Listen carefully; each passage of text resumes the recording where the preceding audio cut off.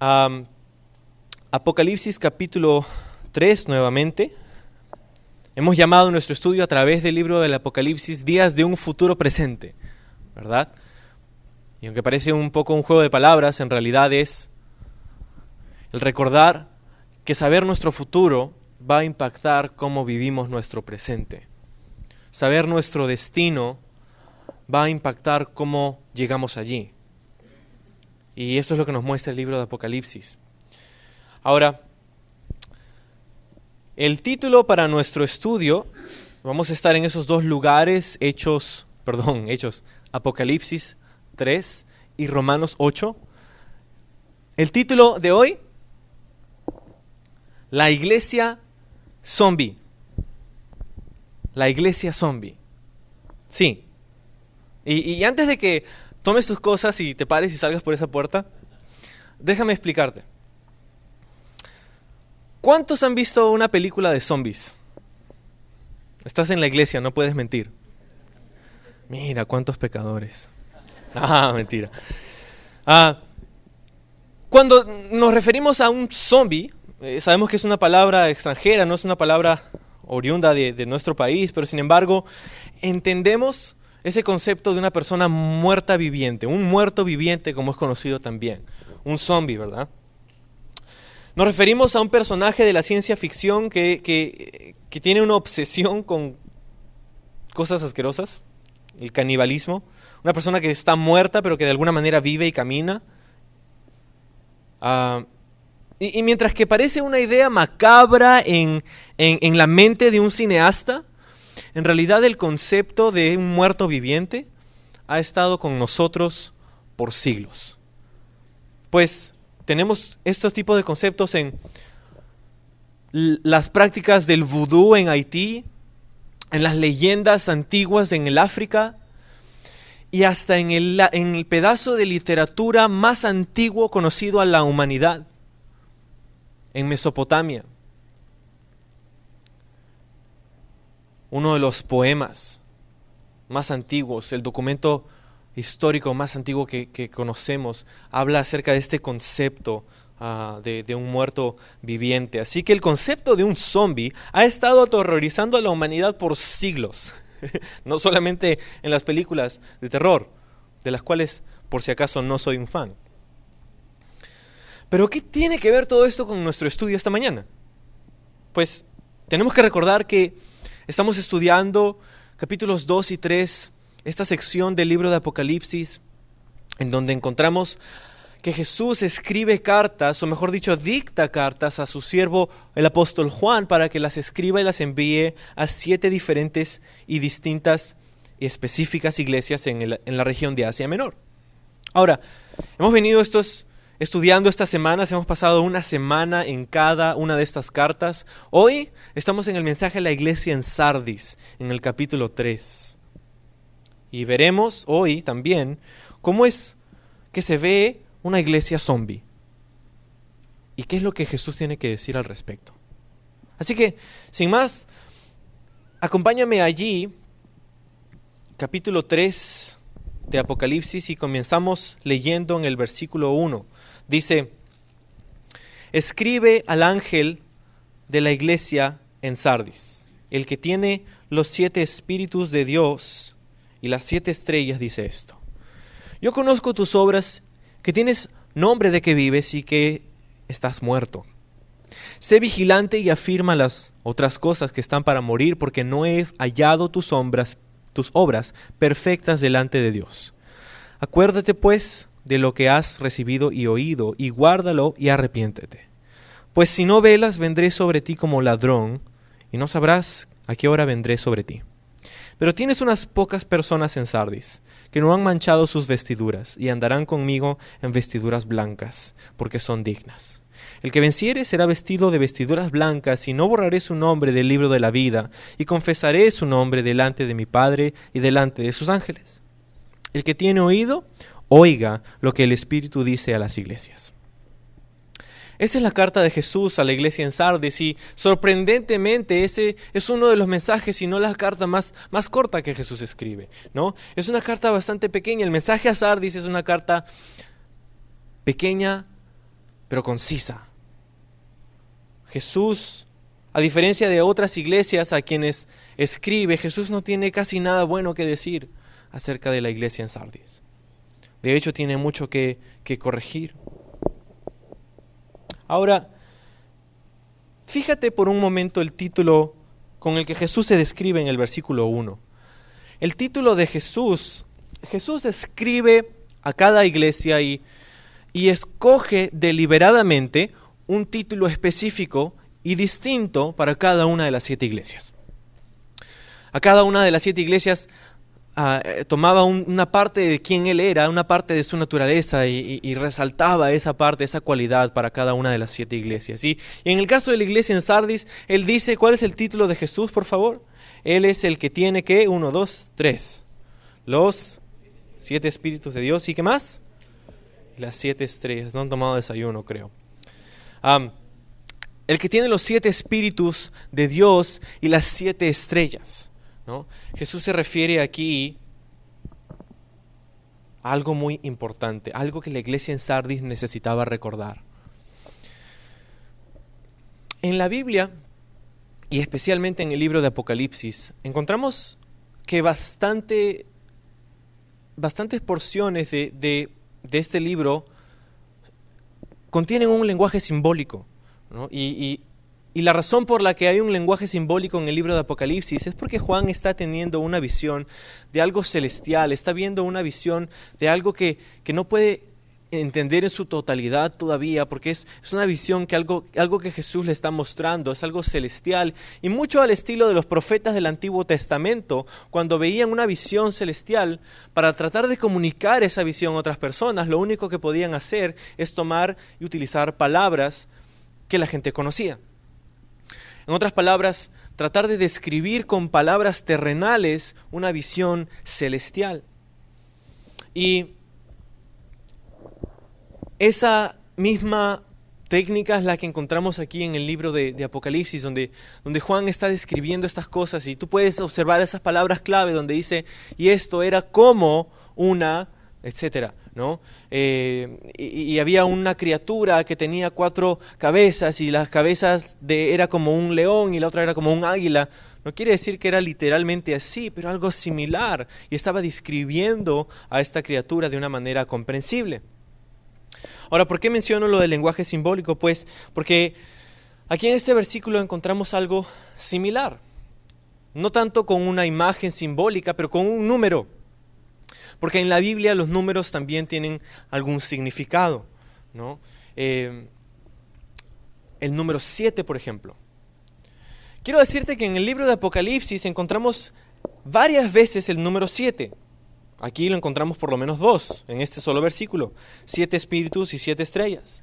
Pero en el resto del libro tenemos 7 cartas, 7 candeleros, 7 sellos, 7 cuernos, 7 trompetas, 7 copas, 7 ángeles, 7 ojos, 7 truenos, 7 montes y etc. Creo que el punto se hace a sí mismo. El 7 significa algo. Ahora, lo que sabemos en la Biblia es que el número 7 representa o es el número de la plenitud o la perfección. El número 7 es el número de la plenitud o de la perfección. Y cuando Jesús dice el que tiene los 7 espíritus, nos debemos hacer la pregunta, ¿es que Dios tiene 7 espíritus? ¿Es que está Dios y tiene el espíritu 1, 2, 3, 4, 5, 6 y 7? Yo creo que no.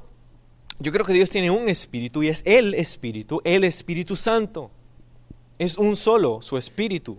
Pero cuando dice 7 espíritus, es la noción y el concepto del número 7, de lo que representa ligado a su espíritu. En otras palabras, es la perfecta obra del Espíritu Santo en la obra de la iglesia. La perfecta obra del Espíritu Santo. Jesús dice, yo no solo tengo los 7 espíritus, sino tengo las 7 estrellas. En el primer capítulo entendimos que las 7 estrellas eran los mensajeros a las iglesias, o los pastores. Pero fíjate, Jesús no está hablando solamente a los pastores, ¿verdad? Está hablando a las iglesias. En otras palabras, como dice allí, es el mensaje de la obra perfecta del Espíritu Santo en la vida de la iglesia. El mensaje es ese. Y tenemos que pensar en esto. Jesús escogía cómo presentarse a sí mismo. Eso quiere decir que la iglesia en Sardis necesitaba recordar el poder del Espíritu Santo en la vida y obra de su iglesia. Y vamos a entender un poco más acerca de eso, por qué necesitaba escuchar esto esta iglesia. Pues mira la segunda mitad del versículo 1, dice: yo conozco tus obras, que tienes nombre de que vives y estás muerto. Eso me suena como un zombie. Parece que vives, pero en realidad estás muerto. Y necesitamos entender algunas cosas acerca de la ciudad de Sardis, el contexto histórico de la ciudad de Sardis. Quiero compartirte algunas cosas acerca de esta ciudad. Lo primero es que esta ciudad era una ciudad rica económicamente. En el pasado había tenido una historia de un poder económico bastante fuerte. Era una ciudad que se encontraba en una meseta como a unos 3,000 metros sobre el nivel del mar. Y estaba allí, tenía una riqueza, pero en sus últimos años, hacia el tiempo donde se escribe este libro, ya estaba esa economía en declive. Estaban ya sus años de oro, sus años de antaño, sus años de poder económico, estaban en la parte de atrás, estaban ya en esa estela, no era la estela de ese cometa que había pasado en algún momento. Estaba en declive. Era una ciudad que había tenido todo esto y por eso esta ciudad era conocida por su lujo, ¿verdad? Era una iglesia famosa por su comodidad y su lujo. También era una iglesia famosa por su apatía y su inmoralidad, porque en esta ciudad había, entre otros, un templo enorme a la diosa de la maternidad, la diosa madre, Cibele, ¿no? Y esta diosa era adorada por los paganos en la ciudad de Sardis a través de diversos ritos religiosos, entre ellos actos de inmoralidad sexual con esas sacerdotisas que eran prostitutas del templo de esta diosa, donde vendrían a adorar de esta manera, a rendir adoración a esa diosa con actos de inmoralidad sexual. Ahora, yo no sé tú, pero si tu religión te dice que para llegar a Dios necesitas ser inmoral y tener una vida inmoral en el aspecto sexual, ¿crees que la sociedad no religiosa va a estar mucho mejor? Si la religión te dice que tienes que ser inmoral, ¿qué crees que te va a decir la gente que no es religiosa? Mucho peor, ¿verdad? Entonces, era una ciudad llena de inmoralidad, era una ciudad llena de apatía hacia lo bueno, hacia el honor, hacia estas cosas, hacia la pureza, pues. Y tristemente no estamos describiendo solamente la ciudad, estamos describiendo la iglesia. Porque muchas veces estas partes culturales de una ciudad, tristemente, se infiltran hacia la vida de la iglesia. Y esto es lo que estaba sucediendo aquí. Ahora, esta ciudad, como dice en el punto número 4, fue conquistada. Ahora, te dije que esta ciudad se sienta en una meseta como a 3,000 metros sobre el nivel del mar.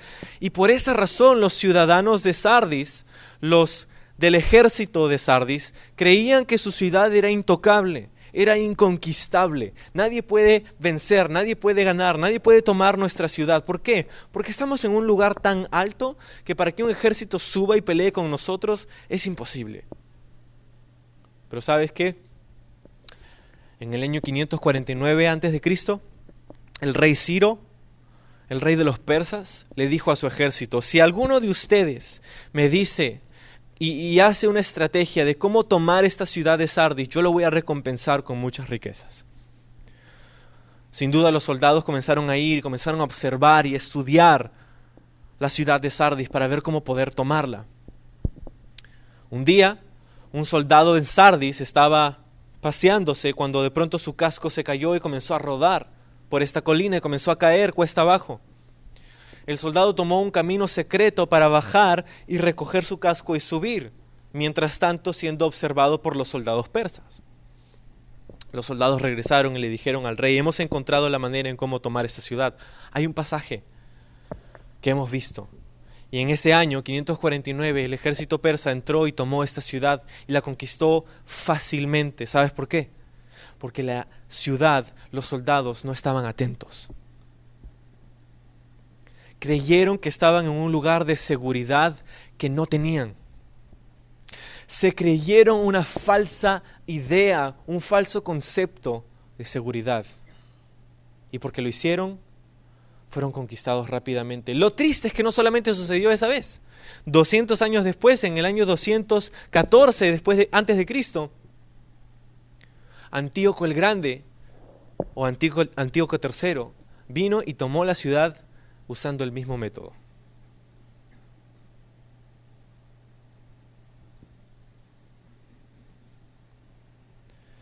Triste lo que nos muestra la historia en la iglesia y la ciudad de Sardis. Ahora, mira lo que Jesús le dice en esa segunda mitad del versículo 1. Yo conozco tus obras, que tienes nombre de que vives y estás muerto. Jesús les dice que conoce sus obras. Jesús, en otras palabras, sabía lo que sucedía en cada iglesia al mismo tiempo, simultáneamente. Jesús sabía lo que estaba sucediendo. Y yo te pregunto esta mañana, ¿tú crees que algo ha cambiado? ¿Tú crees que Jesús ha perdido de vista a su iglesia? ¿Crees que Jesús no sabe lo que está pasando con tu vida? ¿Crees que Jesús no ve lo que estás haciendo? ¿Crees que Jesús está ciego después de 2000 años? No, ¿verdad? Por supuesto que no. Jesús sigue sabiendo lo que ocurre en nuestra iglesia y en su iglesia mundial, en todo el mundo, en todas partes al mismo tiempo. Y ¿sabes qué? Jesús tiene una palabra de ánimo, pero también tiene una palabra de exhortación. Jesús tiene una palabra de afirmación, pero también tiene una palabra de corrección. Y ¿sabes? Necesitamos escuchar, pues Jesús se dirige a su iglesia. ¿Sabes que cuando Jesús se dirige a su iglesia no está hablando de un templo? No está hablando de un lugar. Muchas veces en nuestro lenguaje, el día de hoy, decimos: oye, vamos a la iglesia. Y entiendo, pero ¿sabes? Es más como que la iglesia está yendo a reunirse. Nosotros somos la iglesia. La iglesia no es un edificio, la iglesia no es un lugar, la iglesia no es un auditorio, no es de rama magisterial. Son las personas que vienen domingo tras domingo a reunirse aquí. Cuando Jesús se refiere a su iglesia y dice: escribe a la iglesia en Sardis, y les dice: yo conozco tus obras, ¿sabes que Jesús no está diciendo algo como: yo conozco tus obras, te quedó muy bien el santuario? Yo conozco tus obras, las sillas que compraste están preciosas. Yo conozco tus obras, el aire acondicionado está en su punto. ¿Sabes que Jesús no está hablando acerca de eso, verdad? Cuando Jesús dice: yo conozco tus obras, Jesús está hablando a las personas que conforman esa congregación. Jesús está hablando acerca de las vidas de esas personas. Y Jesús dice: yo conozco tus obras. Jesús sabe lo que ocurre en nuestra vida. Ahora, la iglesia en Sardis se había ganado una reputación como una iglesia viva. Eso es lo que dice ahí el versículo 1. Dice: yo sé que tú tienes nombre de que vives. Tienes nombre de que vives. Si la gente alrededor ve tu iglesia, tendría asombro de ver: wow, esta iglesia es una iglesia viva. Es una iglesia activa. Es una iglesia que hace muchas cosas. Es una iglesia que tiene muchos programas, mucha ayuda social. Está muy involucrada en la vida comunitaria y en la vida política de su comunidad. Cualquier persona que tú le preguntaras, un visitante que vino a la iglesia en Sardis y la próxima semana le dices: oye, ¿qué te pareció la iglesia en Sardis? Me encantó, una iglesia muy viva y tiene muchos programas y muchas cosas. Muy bien, muy bien. Pero lo que Jesús dice es que tienes nombre de que vives, pero en realidad estás muerto. Y no sé si hay algo más triste y tétrico que eso. Tienes nombre que vives, pero estás muerto. Mira, Sardis era conocida como una iglesia activa. Y desde la perspectiva humana, desde nuestra perspectiva, la actividad es una señal de vida. ¿No es así? Por eso es que me preocupo a veces verlos cuando están sentados. ¡Revive! Gracias. ¡Revive! ¿No? La actividad, sabemos, es una señal, un indicio de que hay vida. Pero eso es solo desde nuestra perspectiva. Porque, ¿sabes? Desde la perspectiva de Dios, desde la perspectiva divina, la actividad para Dios no es siempre un indicio de vida. Porque lo que Jesús está diciendo aquí es que tú estás muy activo, pero en realidad estás muerto. ¿Qué nos dice eso? Nos dice que es posible tener muchas obras y estar al mismo tiempo espiritualmente muertos. Y es una advertencia muy fuerte y muy dura. ¿Cómo puede una iglesia estar espiritualmente muerta? Pues Jesús no está hablando acerca de una iglesia que no hace nada. Jesús dice, yo conozco tus obras. Entonces Jesús está hablando de una iglesia que participa, que hace cosas, que tiene programas. Pero si entendemos lo que Jesús dijo acerca de sí mismo, yo tengo el Espíritu, los 7 espíritus y las 7 estrellas. Lo que sucedía con la iglesia en Sardis es que sus obras se habían convertido en una rutina muerta, en una actividad sin vida. Se habían convertido en cristianos que obraban por piloto automático, porque sabían que estaban haciendo lo que siempre habían hecho. La iglesia en Sardis en este momento era una iglesia como de segunda y tercera generación de cristianos. Los primeros discípulos de Jesús, en este momento muchos de ellos ya habían pasado a gloria. Y sus hijos y sus nietos en este momento conformaban la iglesia. Ellos no conocían nada más que la iglesia, muchos de ellos. Y por eso, a veces tomaban por sentado su fe y comenzaron a hacer las cosas. ¿Por qué? Porque ya sé cómo hacerlo. Ya sé cómo hacer el ministerio. Ya sé cómo funciona el ministerio. Y ¿sabes? Es peligroso cuando sabemos o creemos que sabemos cómo funciona el ministerio. Porque comenzamos a confiar en nosotros mismos. Comenzamos a confiar en nuestra carne y no a depender en el Espíritu de Dios. Y ¿sabes? Eso es exactamente lo que estaba sucediendo en Sardis. Estaban haciendo muchas cosas, pero en vez de consultar en oración a Dios, estaban consultando el manual que habían escrito sus padres. ¿Cómo lo hicieron? Vamos a hacerlo así.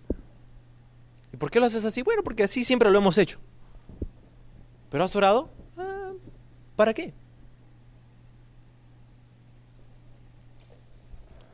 Una iglesia espiritualmente muerta.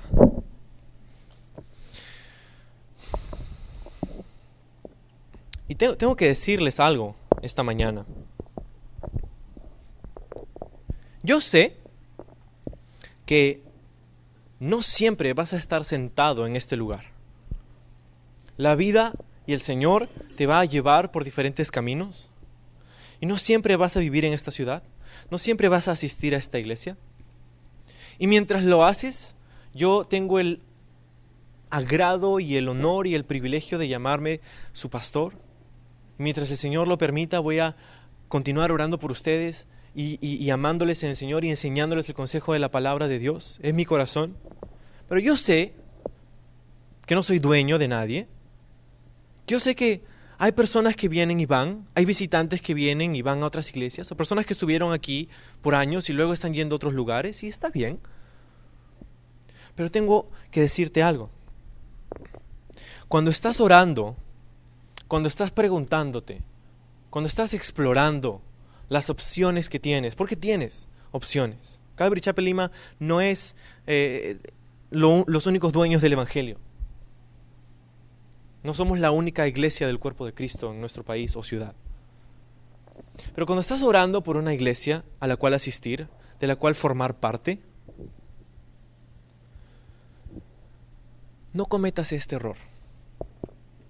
no tomes tu decisión de congregar en una iglesia solamente porque tiene mucha actividad. No tomes una decisión de congregar en una iglesia solamente porque tiene el programa que a ti te gusta. Ay, es que aquí vamos a los hospitales, es que aquí vamos allá, es que aquí hacemos esto, es que aquí tenemos este programa y aquí tenemos estas cosas y son muy activos y todas las semanas hacen cosas y todo. ¿Y sabes por qué? No porque en la actividad haya algo malo, por supuesto que no. Pero porque Jesús dice que es posible ser altamente activo y estar muerto espiritualmente. Y yo no quiero que ninguno de ustedes termine en una iglesia muerta. Que tu motivación no sea la actividad o el programa especial que tiene, pero que tu motivación sea: en esta iglesia se enseña la palabra no adulterada, el consejo de Dios. En esta iglesia se practica la palabra de Dios. En esta iglesia se predica el evangelio. Que tu motivación no sea una actividad. No cometas ese error. Y una vez que tomas tu decisión, hazte un favor e involúcrate. No hay peor cosa que estar divagando de un lugar para otro. Involúcrate. Si es en Calvary Chapel Lima, gloria a Dios.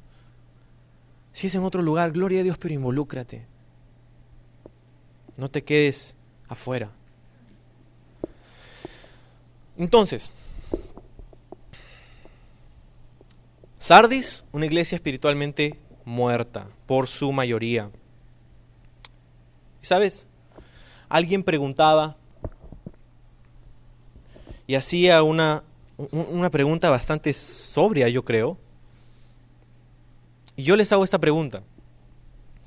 Si el Espíritu Santo saliera por esas puertas, si el Espíritu Santo se va de nuestra iglesia, se va de nosotros, no está más, no hay más Espíritu Santo, se fue, la gloria partió, Icabod, no hay más, se fue. ¿Cuánto tiempo nos tomaría en darnos cuenta?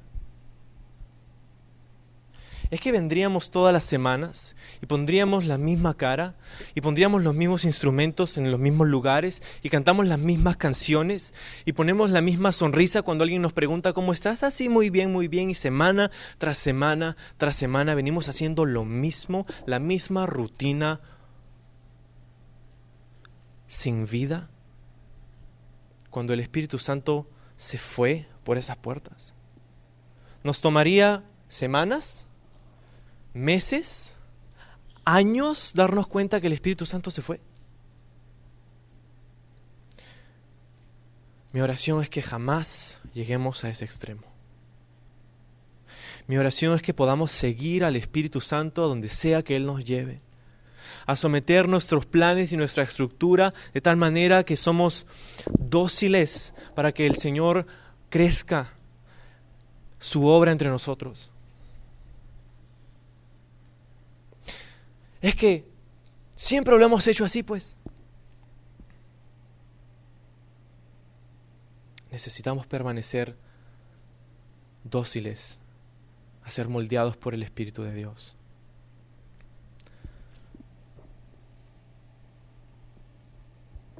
Tristemente, hay iglesias que no solo son un organismo, no solo son un cuerpo vivo, sino que son una organización también. Hasta cierto punto es necesario ser una organización. Hay leyes, hay normas, hay cosas que tenemos que cumplir. Pero cuando la iglesia se convierte en una organización para dejar de ser un organismo, es donde muere espiritualmente.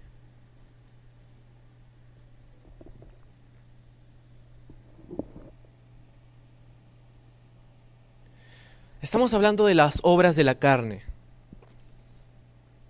La iglesia de Sardis había aprendido a hacer las cosas que Dios les había mandado a hacer muy bien. Yo conozco tus obras. Tienes nombre de que vives. ¡Wow! Pero en realidad mi espíritu no está guiando todo esto. Mi espíritu no es la fuente de poder en tu actividad. No. ¿Qué es la fuente de poder en tu actividad, diría la iglesia en Sardis? El esfuerzo humano. Nada más. ¿Sabes? Nuestra carne es buena para aparentar estar viva. Y en muchas maneras es como un zombie. 4, por lo menos, quiero compartir contigo. 4 maneras en cómo podemos entender y ver cómo nuestra carne es muy similar a un zombie. Y tengo que comenzar diciendo, tengo que dar esta aclaración. Los zombies no son reales. Creo que tenemos que comenzar por ahí, ¿verdad? Son personajes de la ciencia ficción. ¿Estamos de acuerdo con eso? Si no, podemos conversar después. Número 1. Los zombies aparentan estar vivos, ¿verdad? Caminan, hablan, casi, voltean la cara, pueden mover su cuerpo, pueden correr a veces, en algunas películas. Tienen hambre. ¿De qué? No de comida. Aparentan estar vivos, pero en realidad, ¿sabes? Están muertos. Eso es lo que es un zombie, es un muerto viviente. Y ¿sabes qué? Así también la carne. La carne aparenta estar viva.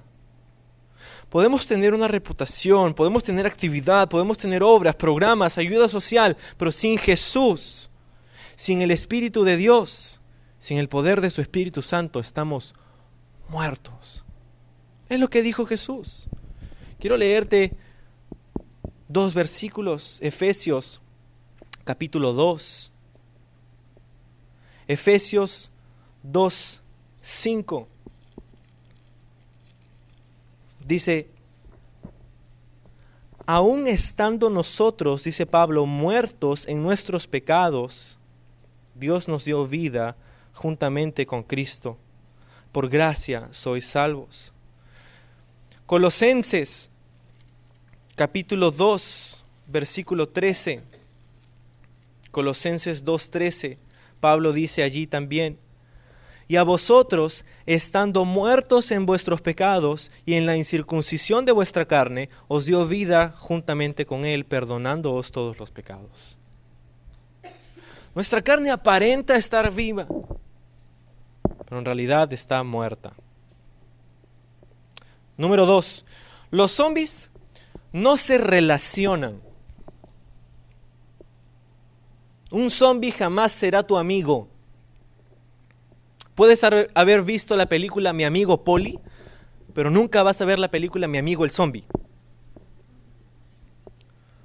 Voy a tomar desayuno con mi amigo el zombie esta mañana. No, él va a tomar té a ti de desayuno esta mañana. ¿Por qué? Porque lo único que le importa al zombie es cuántos cerebros puede comer. En otras palabras, no le importa nada ni nadie más que sí mismo. ¿Y sabes qué? Así también la carne. Así también la carne. Cuando una persona está muerta espiritualmente, puede estar haciendo muchas obras, pero no tiene una relación con Jesús. Y por lo tanto, todas sus relaciones interpersonales tienen un solo propósito: complacerme a mí. Y es por eso que tienes al hombre que cada semana tiene una mujer diferente en sus brazos. ¿Por qué? Porque a ese hombre no le importa a la mujer. A ese hombre le importa lo que la mujer le puede dar, el placer que la mujer le puede dar. Y cuando éste se acaba, pues simplemente la desecha y se consigue una nueva.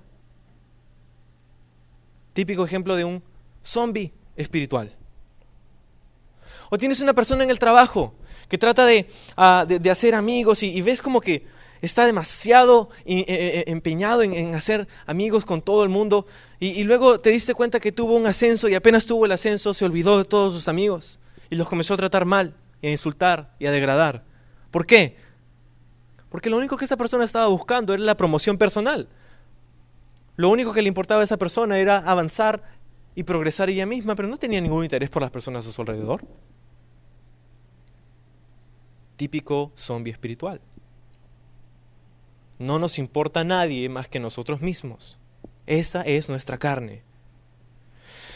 Número 3.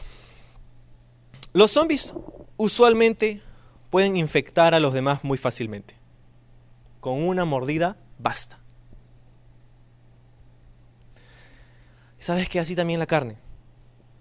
Así también la carne. Se esparce e infectamos a los demás y somos infectados muy fácilmente. Solo basta con que alguien te grite o te diga algo que no querías escuchar, o de repente estás manejando en el tráfico y alguien te cierra el paso. Basta eso para que te conviertas en un zombie y comiences a reaccionar como uno. Solo basta algo pequeño como eso para convertirnos en un zombie espiritual. Y es que actuar en la carne es lo mejor que sabemos hacer. ¿Has escuchado ese adjetivo, ese insulto, un bueno para nada? Yo no creo que no hay nadie bueno para nada. Todos somos buenos para algo. Y por lo menos eso es ser carnal. Nadie tuvo que enseñarte a ser carnal. Nadie tuvo que enseñarte a ser holgazán, o mentiroso, o chismoso. Eso lo hacemos muy bien nosotros solitos.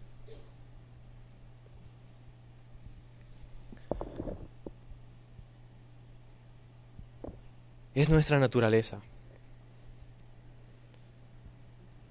Punto 4. Los zombies están muertos, pero tienes que matarlos. Están muertos, pero tienes que matarlos. Ninguna película de zombies, si no es que haya visto muchas, pero ninguna película de zombies termina sin que los zombies estén muertos cuando estaban muertos, o sea, cuando empezaron la película. ¿Están muertos, pero tienes que matarlos? Sí, no puedes darte el lujo de dejarlos así. La solución siempre es matarlos. Y así también con la carne. No podemos darnos el lujo de permitir que nuestra carne continúe rigiendo nuestra vida si vamos a llamarnos cristianos. Es básicamente el corazón de Pablo cuando escribe Gálatas 2:20. Él dice, con Cristo estoy juntamente crucificado, y ya no vivo yo, mas vive Cristo en mí. Y lo que ahora vivo en la carne, lo vivo en la fe del Hijo de Dios, el cual me amó y se entregó a sí mismo por mí. Necesito crucificar mi carne. ¿Tú pensabas que tenías tu carne bajo control? ¿Pensabas que ya habías llegado a un grado espiritual suficiente como para no tener que preocuparte por tu carne? Pero la próxima vez que te tocaron el claxon en el carro, o que te insultaron en la calle, o que alguien te gritó por allí, ¿cómo reaccionaste? ¡Ah! Como un zombie, ¿verdad? Mira lo que dice Romanos, y esto vas a leerlo en tu Biblia. Dice Romanos 8, comenzando en el versículo 10. Romanos 8,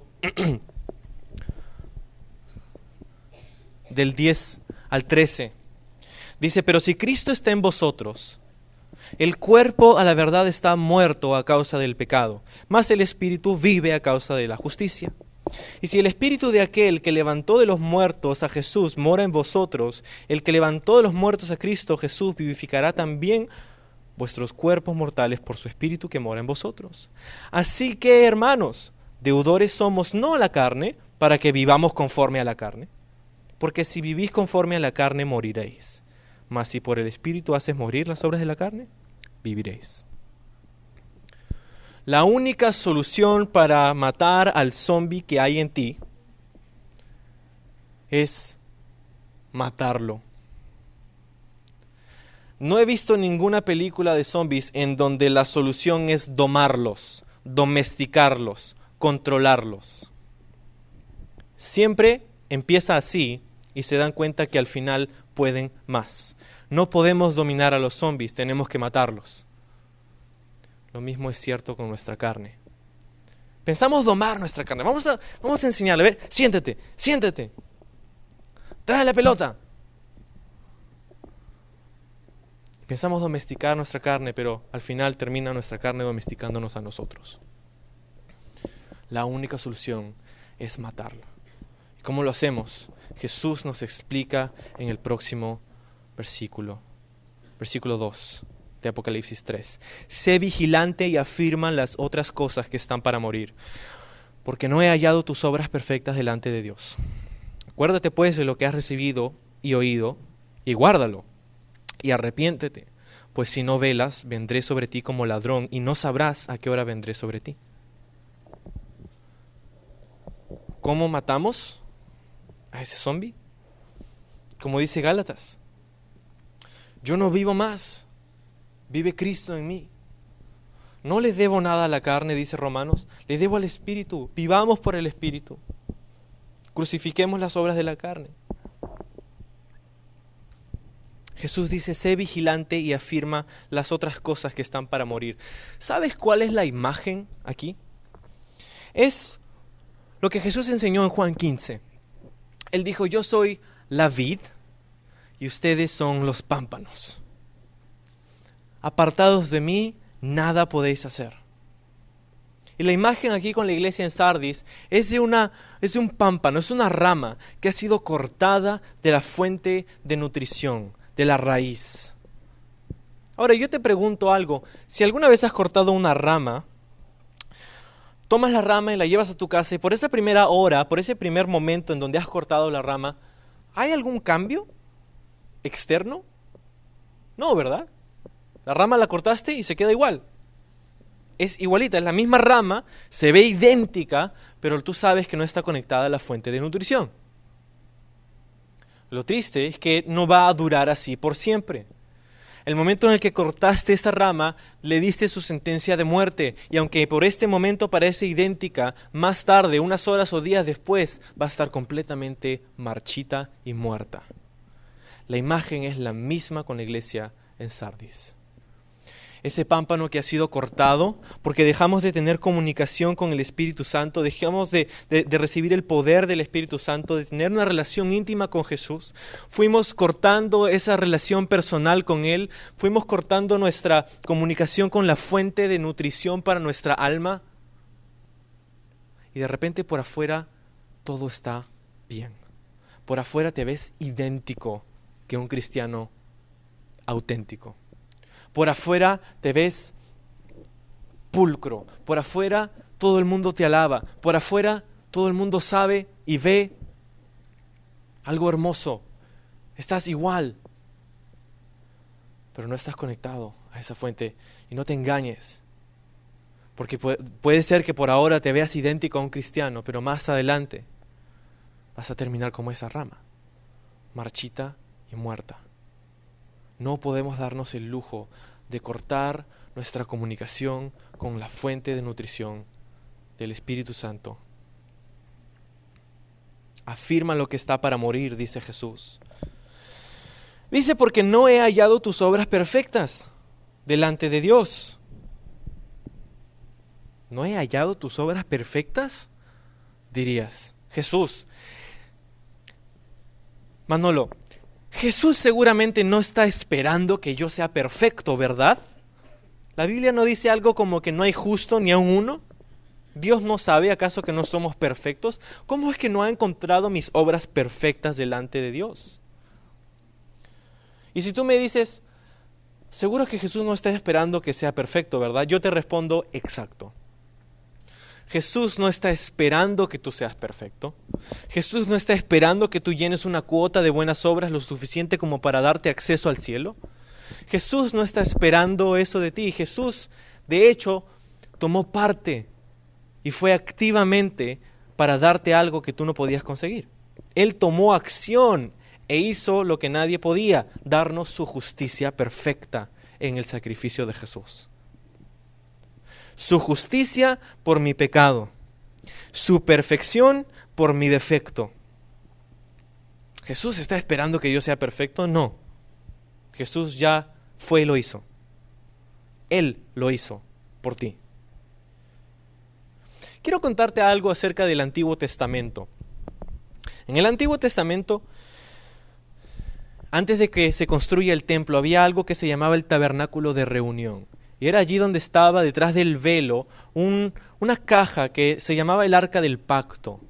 Y en esta caja de madera, y estaba cubierta con oro, allí adentro había un poco del maná que Dios había proveído en el desierto. Había un poco de este maná. Estaban las tablas de la ley y estaba el cayado de Aarón. Estaba allí y este era el testimonio perenne de la misericordia y la fidelidad de Dios para el pueblo de Israel, el Arca del Pacto.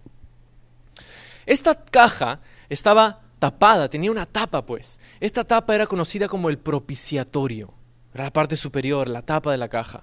También conocida como el asiento de misericordia. Este propiciatorio, Dios diría, es donde yo voy a manifestar mi presencia. Mi gloria va a brillar sobre el arca del pacto, diría Dios. Y sabes, en Levítico 16 es donde Dios le dice a Moisés, sabes, no quiero que Aarón, el sacerdote, su hermano, vaya siempre detrás del velo, porque sabes, no quiero que muera. No quiero que muera. Una vez al año, entonces, dile a Aarón que lave su cuerpo y se ponga vestiduras de lino blanco, lino fino, y entre, después de haber sacrificado un macho cabrío y tomado su sangre, y con la sangre del macho cabrío entraría detrás del velo, una vez al año, y con su dedo tomaría la sangre y esparciría en esta tapa de la caja del arca del pacto, en el propiciatorio, le esparciría 7 veces con su dedo. 7 veces. Esto es lo que se hace durante el Antiguo Testamento, el día que es conocido como el día de expiación. Y Aarón entraba y una vez al año hacía esto. ¿Qué pasaba después de algún tiempo? ¿Qué pasaba después de haber hecho esto? Pues si tú veías el arca del pacto, lo que te impresionaría acerca del arca del pacto no era, wow, mira el oro con el que está bañada esta arca del pacto, mira la confección de los querubines, wow, qué hermoso. No, ¿sabes lo que te impactaría? La sangre. Si una persona entra por esas puertas y tiene su camisa vestida y tiene su camisa manchada de sangre, lo que le vas a decir, oye, que hueles muy bien, me gustan tus zapatos. Le vas a decir, ¿qué te pasó? Estás lleno de sangre, ¿estás bien? Es lo primero que salta a nuestra vista. Y desde la perspectiva de Dios, desde su trono, viendo al pueblo de Israel, viendo el tabernáculo de reunión, viendo el arca del pacto donde su gloria brillaría, lo que Dios estaba buscando es ver la sangre del cordero.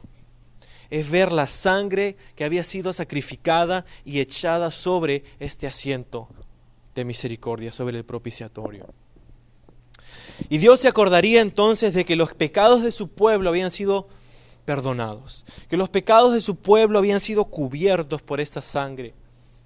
Pero la imagen es abrumante, la imagen es increíble. Aarón tomando con su dedo, echando la sangre, apuntando, está Aarón, el sacerdote, está apuntando con su dedo, está la sangre del cordero, está echándola, y Dios está viendo todo eso, apuntando a un sacrificio que había de venir, el sacrificio de Jesús, el Cordero de Dios, que quita el pecado del mundo, Jesús. Este rito, el día de la expiación, es uno de los testimonios más poderosos, una de las sombras más vivas de lo que Jesús vendría a hacer por nosotros. Y cuando desde la perspectiva de Dios ve tu vida y dice, no he hallado tus obras perfectas, no es porque Dios haya esperado que tú seas perfecto, es porque Él ha mandado a su Hijo a morir en una cruz para que su sangre sea sobre tu vida. ¿Sabes que cuando Dios te mira y te pide y te requiere la perfección, no está hablando acerca de tu perfección? Está hablando acerca de la perfección de la sangre de Cristo sobre tu vida. Y la perfección es aquella que Jesús nos dio. Y tenemos que preguntarnos, pregúntate esta mañana, ¿es que cuando Dios ve tu vida, es que cuando Dios te mira desde el cielo, puede acordarse de su misericordia contigo porque ve la sangre de su Hijo sobre tu vida?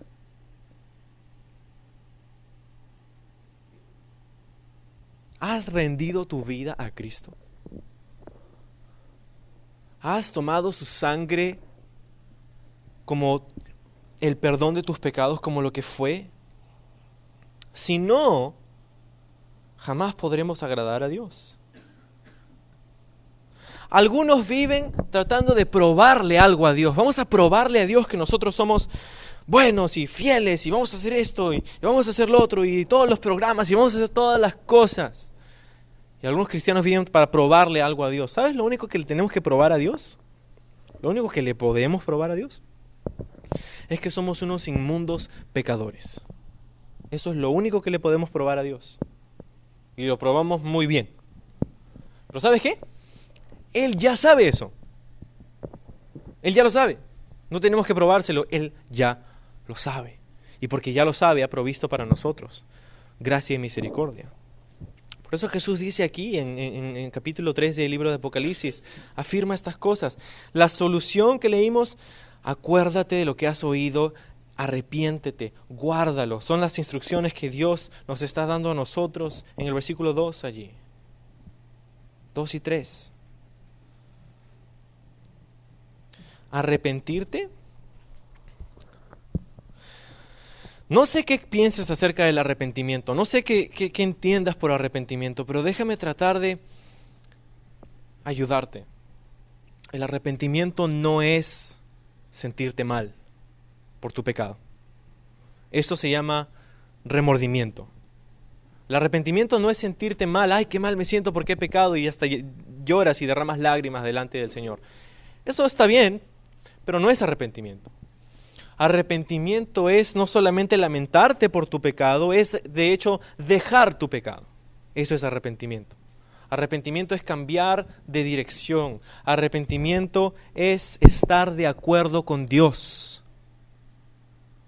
en que soy pecador y necesito su ayuda. Pero ¿sabes cuál es el problema? El problema es que muchas veces no estamos de acuerdo con Dios. No estamos de acuerdo con Dios. Y tú dices, pero yo claro que estoy de acuerdo con Dios. ¿Y entonces por qué sigues pecando?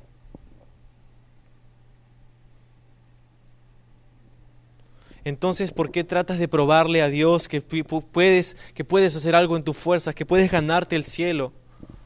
No estamos de acuerdo con Dios. Cuando pecamos no estamos de acuerdo con Dios. ¿Por qué? Porque estamos amando algo que Él odia. Arrepentimiento significa estar de acuerdo con Dios. Significa que voy a odiar lo que Él odia y voy a amar lo que Él ama. Tristemente no siempre estamos de acuerdo con Dios.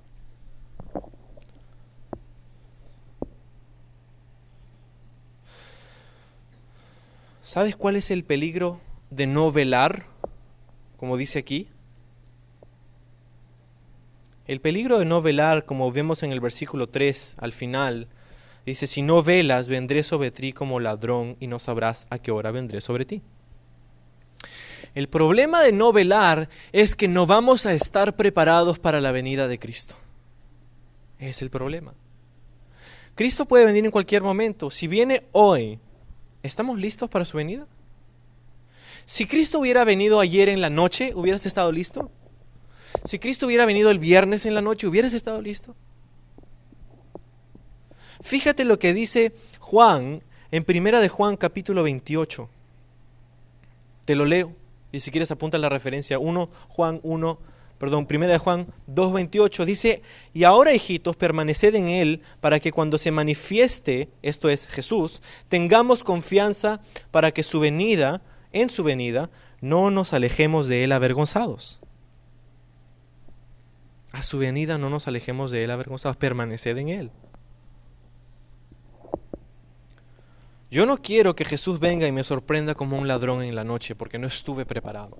Yo no quiero ser como la ciudad de Sardis que pensaba que estaba firme, que no estaba en un lugar de seguridad, pero era una falsa idea de seguridad. Yo no quiero ser tomado por sorpresa.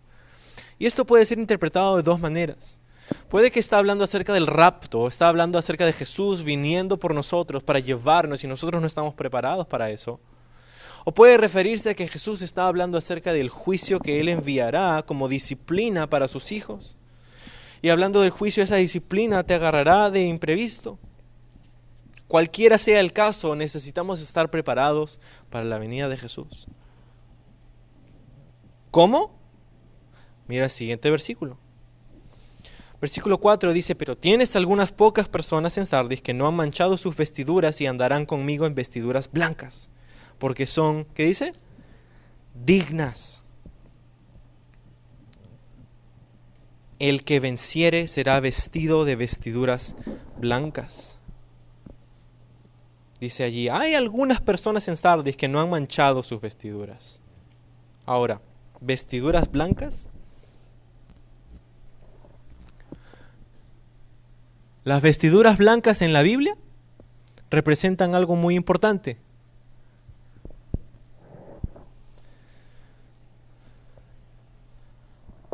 Porque las vestiduras en la Escritura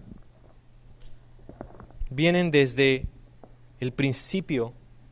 Tenemos que preguntarnos, ¿dónde comenzó todo esto? ¿Sabías que la razón por la que usas ropa, la razón por la que usamos ropa, la mayoría de nosotros, se encuentra en el libro de Génesis? De hecho,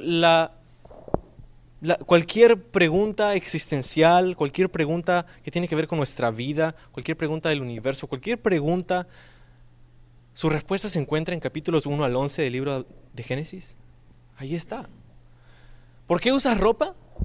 Pues porque cuando Adán y Eva pecaron y el pecado entró al mundo, ellos conocieron la verdad, ellos conocieron la diferencia entre el bien y el mal y se dieron cuenta que estaban desnudos y tuvieron vergüenza, dice la Escritura, y tomaron unas hojas y se hicieron unas vestimentas para tapar su desnudez. Y lo que hizo Dios cuando vino a su presencia, a Adán, Dios dijo, ¿quién te dijo que estaba desnudo? Es que tomé del fruto. Y lo que hace Dios es el primer sacrificio en la historia del universo. El primer sacrificio, ¿por qué? Porque Dios toma, dice la Biblia, pieles de animales y se las dio a Adán y Eva para vestirlos. ¿Sabes? Ese concepto es tan fuerte, tan poderoso. Adán y Eva trataron de vestirse, trataron de tapar su propio pecado, pero para Dios no significaba nada. Dios tuvo que matar a un animal para tomar su piel y cubrir su desnudez. La razón por la que usamos ropa, acuérdate de esto cada vez que te levantas en la mañana y te pones tu camisa o tu blusa favorita, acuérdate que la razón por la que nos vestimos es porque es un testimonio de que somos pecadores y necesitamos la justicia de Dios sobre nuestra vida. Necesitamos ser cubiertos por Dios en la sangre de Jesucristo.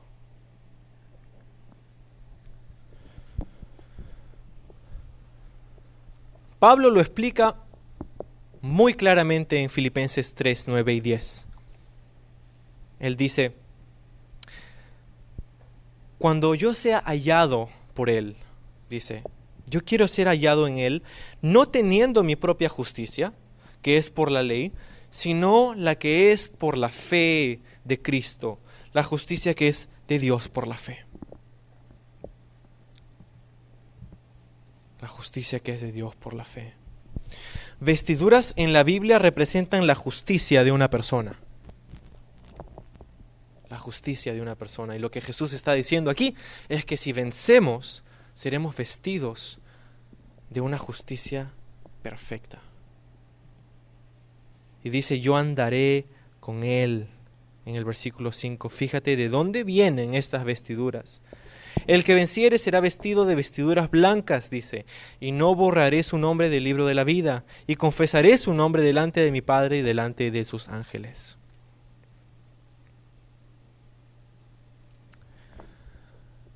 Los vestidos blancos no vienen de nosotros, vienen de Jesús. Jesús nos dará esa vestimenta. Pero dice, si vences, está condicionado a tener victoria hacia el final de nuestra vida. Si vences, ¿qué? ¿Cuál es la pelea, la batalla en Sardis? Si vences esta muerte espiritual. Vencer en este caso significaba mantener tu relación íntima y fresca con el Señor. Si vences. Y mira, le dice, no voy a borrar tu nombre del libro de la vida. Hay un libro en la presencia de Dios y en este libro están escritos los nombres de todas las personas que van a ir al cielo. Pero lo que Jesús está diciendo aquí no es que Él está sentado en el cielo con un enorme liquid paper tratando de borrar nuestros nombres a cada tropiezo que nosotros damos.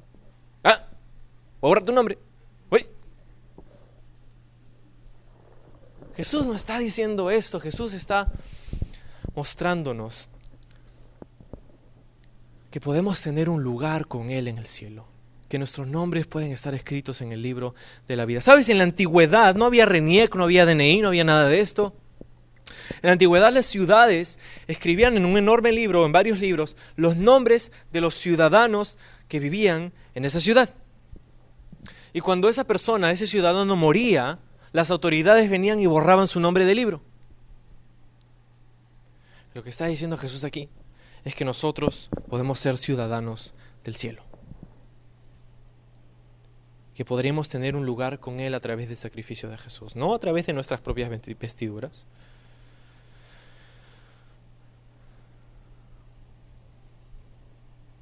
Y Jesús dice, el que tiene oído, oiga lo que el Espíritu dice a las iglesias. Mira, yo te digo hacia el final de nuestro estudio esta mañana, te pregunto, ¿deseas morir espiritualmente? ¿Deseas morir espiritualmente?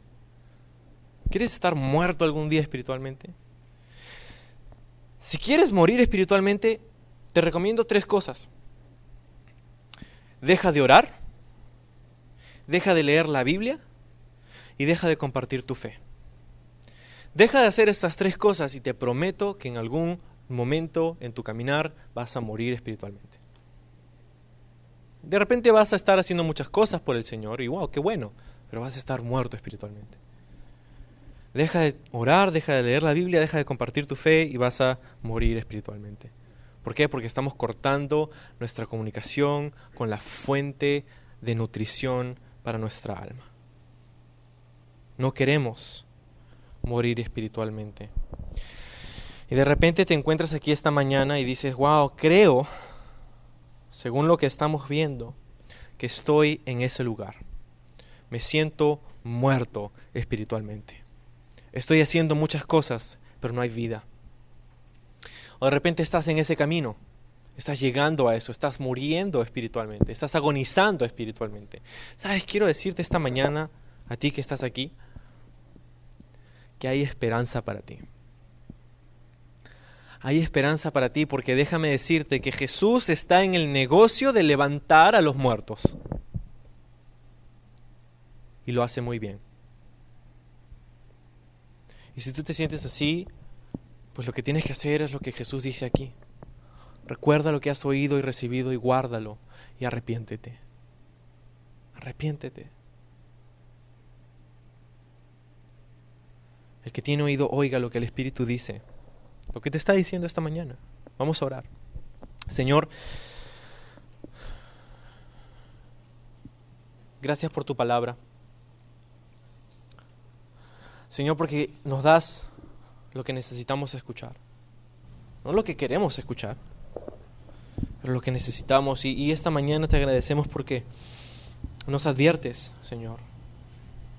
Nos adviertes de la posibilidad de morir espiritualmente, Señor. Y yo no deseo estar muerto espiritualmente, Señor. Yo no quiero que nadie aquí, Señor, esté muerto espiritualmente. Y Señor, te pido por todas las personas que están esta mañana entre nosotros. Si hay algunos que se sienten así, Señor, llénalos de paz, llénalos de gozo. Llévalos a ese lugar de arrepentimiento, Señor. Te pido, Padre, que hagas una obra esta mañana. De repente ya comenzaste haciéndola en tu palabra, Señor. Ayúdanos a vivir por ti, Señor. Pero no a vivir en nuestra carne, sino a morir a nuestra carne y que tú vivas en nosotros y a través de nosotros. Señor, perdónanos si es que quizá hemos estado haciendo las obras infructuosas de la carne. Perdónanos, Señor, si hemos estado reaccionando como los zombies que estamos en nuestra carne. Perdónanos, Señor, si hemos estado muertos espiritualmente. Pero venimos a ti y sabemos que tú puedes levantar a los muertos. De repente es nuestra vida, Iglesia, de repente es tu matrimonio.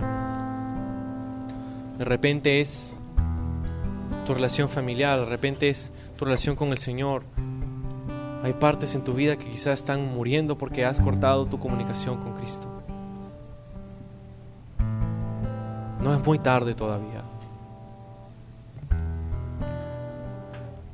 No es muy tarde. Y así como la rama que fue cortada,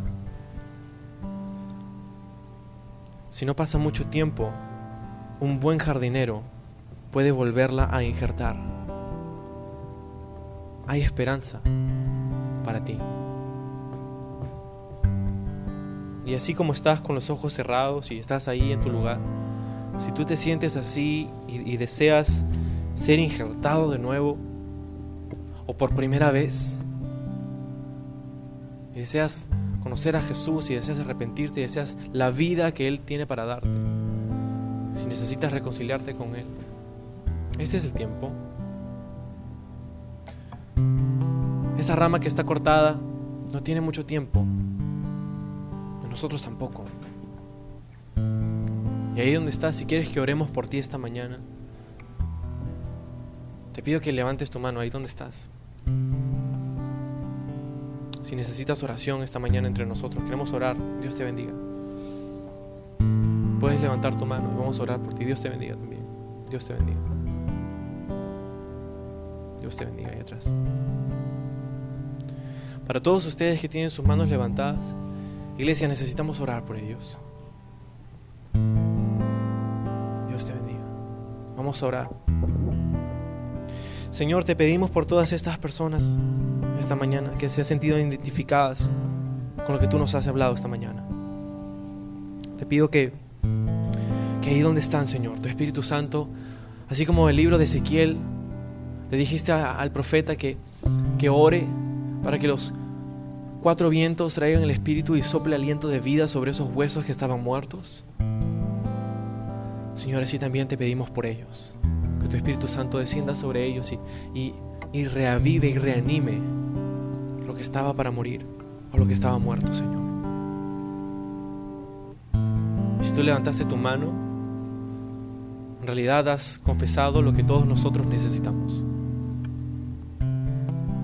Y por eso ustedes, junto con el resto de nuestra iglesia, vamos a hacer esta oración en voz alta. Dile desde tu corazón, repite después de mí: Señor Jesús, reanima mi vida, vivifícame por tu Espíritu, te necesito,